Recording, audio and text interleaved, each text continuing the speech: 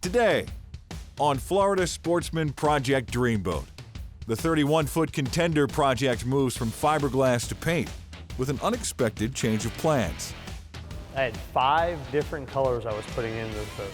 We didn't want to see a definite break of every different color. We wanted it to be a nice slow fade through. FS Boating Editor George LaBonte joins Chris White on his 15-foot Pathfinder, rigged up for hardcore flats fishing. Now this just goes to show you it doesn't take a total restoration to make your dream boat, but with a few modifications, Chris had the perfect boat for him. And Brian meets with the owner of a rundown 20-foot Paramount, who's looking for some serious upgrades. All right, so now Steve has me excited. We're talking about putting a big outboard on the back of this little 20-foot boat. I can't wait to build this thing. In the rigging bay, Steve is tasked with outfitting a boat with brand new outriggers. All coming up on Florida Sportsman Project Dreamboat.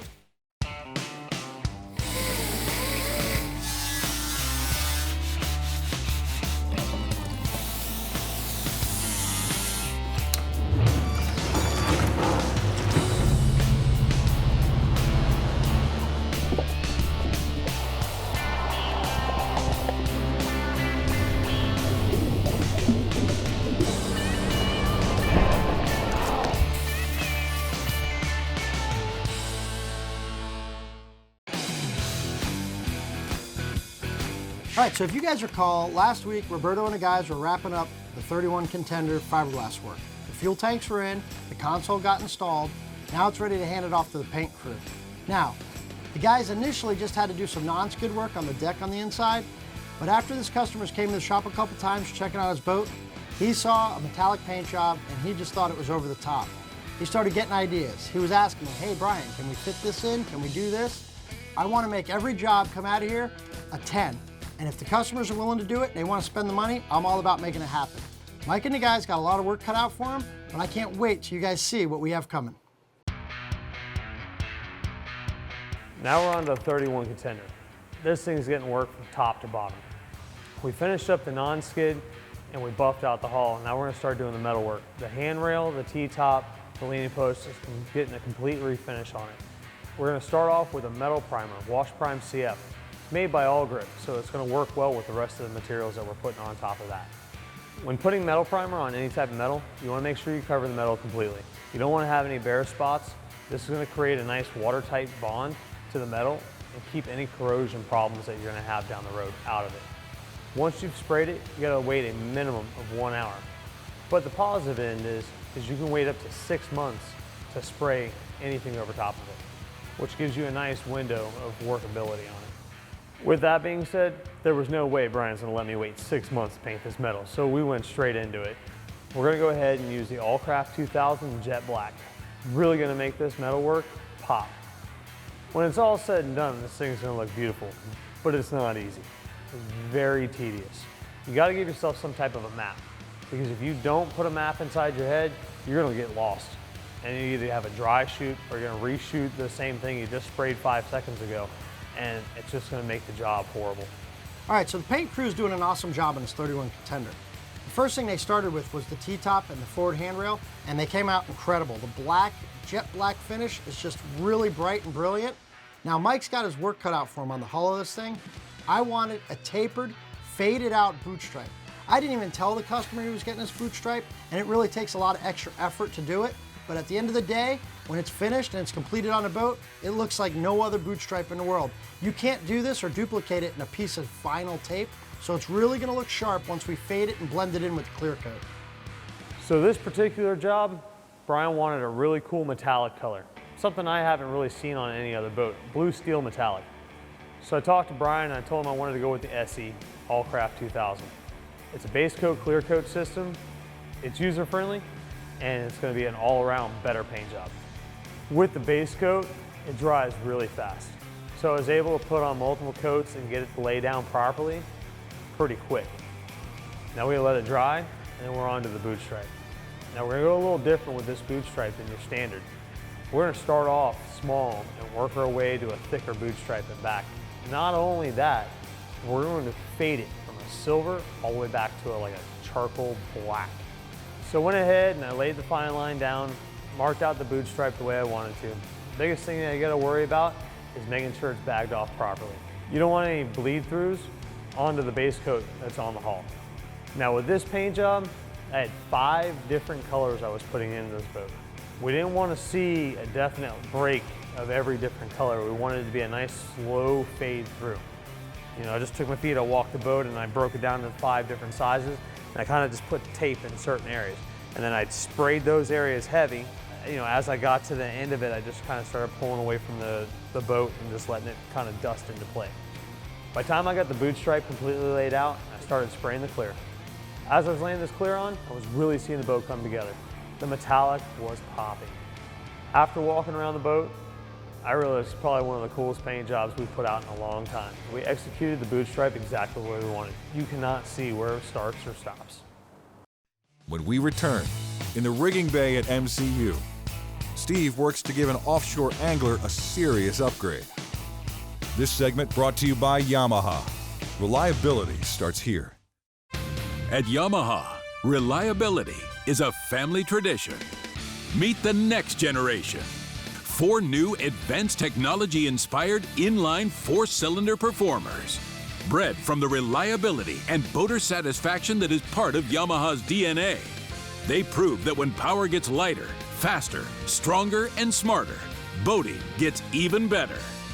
And more satisfying for boaters like you. Welcome back to Florida Sportsman Project Dreamboat. Join us as MCU's rigging master installs a necessary upgrade for offshore trolling high-quality outriggers.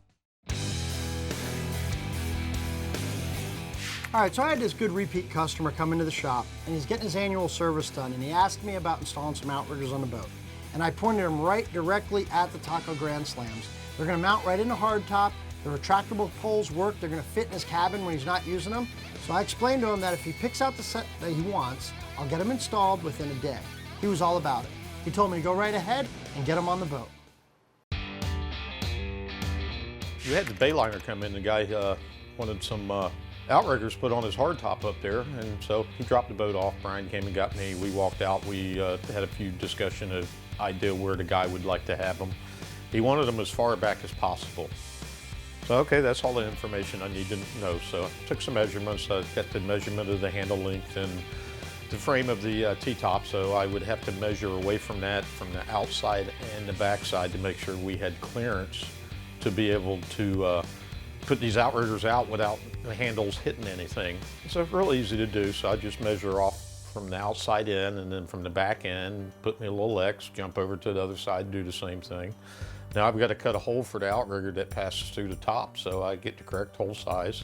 Run through with the hole saw, I scarred it on the bottom, and then I jumped up on the top. You don't want to blow your holes for the mounting screws right away, because you want to keep the outriggers as straight as possible with the boat. So I dropped them in, I went up on the bow and I looked. Went back and forth a couple times, and then you want to try to get it as perfectly in the center of that circle that you cut out. That way you have no rubbing when you go to turn the outrigger out and in. I've seen a lot of outriggers out there that are kicked like this or kicked like that when they're, you know, supposed to be straight back, and it just looks stupid. So, you know, I made sure they were lined up perfectly straight with the back of the boat, and then I drilled my mounting holes, grabbed some hardware, put some caulking and 5200 around them, and put the backing plates on, tighten them down, installed the handles. Yes, after I get the handle in, I'm going to go ahead and do a test run on it, back and forth a few times, get everything working, get all the grease working in, and install the collapsible poles. So, of course, on the base of it, that slides into the nice little locking pin they have on that. Put some Protect-Em on them. Well, now that I got the poles in and greased up, I'm going to extend them, and I'm going to put my rigging in it for them. These are only going to be single runners, so real easy to do, not complicated. I've done enough of them. I can do them in my sleep now. So the owner of this boat, he has never had a set of outriggers. He just told me to set it up how I would like it. And they got nice release clips, so when a fish does hit that bait when it's on the outrigger, the release clip is going to release the line, it's going to put slack in the line, and then all of a sudden the rod's going to take up that slack and it's going to set the hook for you. Yeah, if you want to get a good spread behind the boat, You need outriggers, definitely. He's going to love these. All right, so just as I figured, Steve got that outrigger job knocked out in no time. Those taco outriggers came out incredible. They really look good on the boat. It's ready to go offshore again and start fishing. He's going to be super excited to use these things, and I can't wait to see the fish that he brings in. When we return, FS Boating Editor George LaBonte joins Dreamboat owner Chris White aboard his decked-out 15-foot Pathfinder in this week's One Man's Dreamboat segment. This segment brought to you by Bennett, superior by design. 50 years ago, Bennett Marine changed boating forever, inventing the trim tab, helping boaters get on plane faster, reduce bow rise, correct listing, improve efficiency, and increase performance. Over 1 million systems later, worldwide, we offer durable and dependable trim tabs and hatch lifters for all boat sizes. Your only source for both hydraulic and electric systems. Industry-leading innovation, plus the best warranty and service available. Get Bennett on board and enjoy the ride. Welcome back to Florida Sportsman Project Dreamboat. Join us for this week's One Man's Dreamboat segment with Florida Sportsman Boating Editor George LaBonte as we feature anglers who have already launched their dream. Florida Sportsman began these features 30 years ago, and the dreams just keep getting better. Today we head up to North Florida to meet up with Chris White. Chris has a Pathfinder 15T that he uses exclusively to flats fish in North Florida. We're greeted with a beautiful morning, and I'd heard a lot about how well these boats run in shallow water, and I was very excited to see how she ran. I grew up in Jensen Beach, Florida. Moved down there when I was a teenager from up north and got into fishing pretty good. Did a lot of wade fishing, so we didn't have boats when we were in high school, and then when we did, it opened up a whole new world, and ended up, after college, moving over to Jacksonville. And when I got here, I realized fishing was completely different. Now up here in North Florida, they've got big tide swings and a lot of treacherous bottom. You get back into the backwater there, you can really get yourself into a jam. The Pathfinder 15T is a perfect boat for this application. I can see now why you like this boat and how shallow it goes. Why don't you tell me a little bit about this area and what the tide does in here and how your boat works for it. We do get a tide swing. We're just north of St. Augustine, so the water fills in from the north, fills in from the south. So you have to really understand where you're going, what you're doing. If you slide back in some areas, you need to really know when to get out and actually where you're going, because if you come back in too far, you may get stuck. And that was one of the reasons why I opted to go with this boat. Well, this one seems to do the job really well. Thank you, I appreciate it. Now this wasn't Chris's first project. He's been through a few boats. He started out with a Ginu, went to a Carolina skiff, and also a Key West center console. Each of those boats had attributes that he found useful, but not exactly right. We think the Pathfinder 15T was a perfect fit for him. So I had the Key West, and I was really looking for something that gave me what I had out of the Ginu, gave me the stability I had out of the Carolina skiff, but had the fit and finish of the Key West. And I stumbled across the Pathfinder 15T and 17T. I had posted my Key West for sale or trade, and magically someone actually wanted to trade straight up boat for boat his 15T, which was pretty stripped down, for my Key West at the time. So he came up from down south. I met him about halfway. We test drove each boat, shook hands, swapped keys, and the rest was history. Now when Chris picked this boat up, it didn't need a ton of work, but there were a few things that really needed to be modified just to suit his fishing style. So when I picked up the 15T, I brought it back home, and really it was just blank canvas. And what could I do with it? And I knew on the Carolina skiff, I had a polling platform off the back, and I knew that that was probably the first place to go. Saw a couple new skiffs that were coming out, saw the design on those and more curved architecture, and one after that, and found someone that could fabricate it for me. So after I got the polling platform on there, fished it for a little bit more, saw what I wanted to do, and added a casting platform. I picked one up on a for sale ad. And then after that, it really just kind of started flowing. So I wanted to put in a grab bar, designed a grab bar, went back to the same fabricator, came back up, wanted to lay out what I wanted. So definitely needed a cup holder in there. Added a mount for GPS, so that way I can make sure I'm tracking where I'm going and coming from. So I was just laying everything out. I knew I had one shot to run all the wires at once. So when I ran everything for the GPS, I put in a trim switch, rewired the trim switch off the motor, ran it back through the boat, up through the grab bar and just have it set up top. So everything's done on the fly in the moment and I don't have to take my eyes off of where I'm going. All the wiring was replaced. I made a decision that I needed to add in water fuel separator, put that in the front hatch, replaced all the fuel lines in the boat as well, and just did everything all at once. So that way, if you're in there, you might as well do it versus piecing things together. It was way more cost effective for me, and it kept the workload actually down because you're just in one place at one time. On previous boats, I had traction on it. I wanted to add something this time. I didn't want the boat overly done. I wanted to keep that same clean, aesthetic, classic look and very simple but functional. So I did the install myself, so all the traction was laid down, and I can tell you it's definitely quieted down the boat a lot. So when it comes to power, the boat has a 40 horse Yamaha 2-stroke on it. It's a 2003. The hull's a 99, so felt really good about it when I got it. No issues with it. So really it's just about keeping up general maintenance. And I figured if that was fine, there's no reason to make an upgrade. Just go ahead and spend my time on the actual inside of the boat and everything on that technical side. So outside of my normal career, I've always had a passion for drawing, painting, just all different kinds of art. And when I really got into fishing a lot, there was just this link that, to start drawing fish and marine art. So being able to get out on the water kind of is like an inspiration point for me from doing my artwork.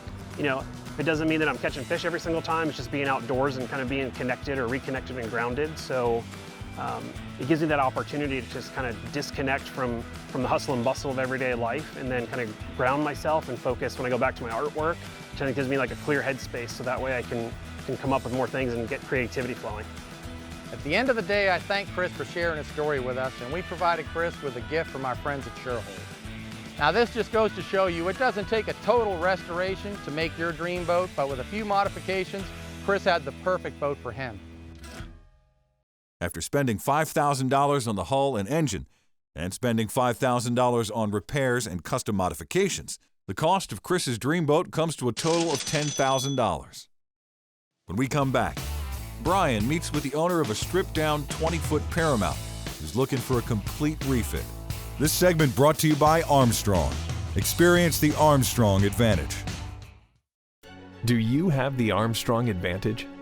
In its most basic form, an Armstrong outboard bracket improves the efficiency of your outboard motor. This equates to a faster time to plane and higher top speeds. The list of advantages continue with improved maneuverability, added space, and a quieter ride. Adding a swim platform, accompanied by an Armstrong boarding ladder, will certainly add to your day out on the water. Isn't it time for you to gain the Armstrong advantage? Welcome back to Florida Sportsman Project Dreamboat. Join us as Brian checks out his latest project, a completely gutted 20-foot Paramount, in need of some serious attention. All right, so a little while back, a good friend of mine, Steve Miller, told me he was looking for a 20-foot Paramount to use as a bait fishing boat. So when he goes out fishing offshore with his 36 yellowfin, he's got a little boat to go run around in the bay in and maybe go to the sandbar with. I told him to give me a shout, let me know when he finds something. Well, he didn't give me a shout and ask me to go look at it, he just actually bought it. He must have had too many beers when he bought this boat, because he dropped it off for me to look at, and he wasn't around. I had a chance to look at some things, and the boat needs a lot more than he probably thought it did. I told him it's time for him to come over and me to explain some things to him and find out really what he's looking to do with this thing. All right, Steve, listen, so you got 36 yellowfin. Yep. And then you bring this thing to me. What's the deal? Well, 36 yellowfin's fun, but it's not always the easiest boat to just jump on, run out with the family, and go around. So I wanted a little boat that we could run in the river, go offshore when it was nice, go catch bait for a tournament day if I don't want to put the big boat in. And this thing looked like a gem, so I picked this up and wanted to see what you can do. All right, so this is basically what you picked up, minus the fact that I started to cut the transom because I wanted to see how bad it was. It's gone, it was shot. Yeah. So we're gonna tie into the stringers. You want a big outboard on the back, right? Yep. Thinking 300-400 horse probably? Well, gonna try a 400. We'll see how it goes. Okay. All right, so now Steve has me excited. We're talking about putting a big outboard on the back of this little 20-foot boat. I can't wait to build this thing. This boat came with no deck in it, no floor, no console. What are you thinking on the console? I want a console where I have some good rod storage and, you know, a decent amount of space on the dash for a decent screen. So we're thinking maybe not even a T-top, a little more open bay boat style. For sure. Yeah, without a bay top. boat style, exactly. What do you want to do about the back transom area? Do you want to close this in and make it like a seat for the wife and kids or something? Exactly. Because this can be like your sandbar boat when you don't want to take the big boat out. So I've got a forward bulkhead up there I've got to remove, get rid of those old speakers. How are we talking about stereo equipment? Probably do something really clean and nice and hide it under the gunnels? Yeah, probably. All right, cool. I like the clean look. So we got an 87. What are we thinking about color? Maybe all white, keep it clean. Maybe a little Black stealthy. They have some black trim on there. Go Maybe kind of like the look of the yellowfin a little bit. Yeah, exactly. Maybe some black powder coat on the leaning post, but yeah, maybe white and black, maybe even silver. I'm liking sure. the silver, man. I do like I'm silver. liking the silver. This And could be like a silver little looks good. silver bullet.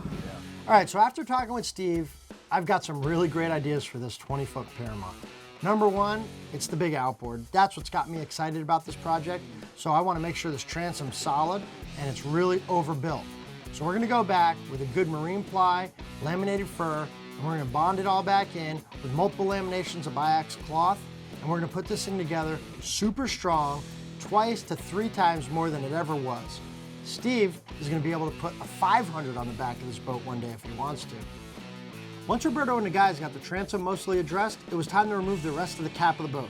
We had to get access to the forward bow of the boat because we're gonna change the whole casting platform. I've got some awesome ideas to change to that forward bulkhead. Now that Roberto and the guys have that forward bulkhead out of the boat, it's time to address the stringer issues. Now, the issues that we're dealing with are the deck heights and the levels. These boats were naturally aft heavy, and that was with a 2-stroke engine. Now we want to go with a big 4-stroke with a lot of offset. We're trying to make a high-speed performance boat. So I had Roberto sister the stringers, raise the deck heights up, and actually tie transom knees up into the back part of the transom. That's going to provide a lot of structural support to the back end of the boat. There's something I've been thinking about for a little while now working on this project, and it was changing the whole look of the boat. And I think the biggest thing we could do to change the look on this boat was to change the design of the cap. These things are very dated looking. I mean, it looks like it came from Miami Vice. I wanted to change that. And by cutting the cap down a couple inches, that would really make that happen. Now, Steve has no idea I want to do this, but I'm really excited. This is really going to change the boat, and I think he's going to like the idea. I can't wait to see this done. So as Roberto and the guys work on this cap, which is a huge undertaking, there's still a lot of other things that need to be addressed in the glass shop. I'm ready to see it in paint because I've got some really cool ideas on putting on the outside of this hull. I can't wait to put this boat together and see it all rigged. Next week on Florida Sportsman Project Dreamboat. At MCU, the 20-foot Paramount is readied for a custom paint job. FS Boating Editor George LaBonte joins Dreamboat owner Howard Priestman aboard his fully restored 1977 46-foot Whitaker. The 31-foot Contender project gets a full repower in the rigging bay. And Brian helps the local Environmental Studies Center rig a power pole on their exploration boat, the River Scout. The filming of Florida Sportsman Project Dreamboat has been shot on location at Marine Customs Unlimited. You dream it, we build it.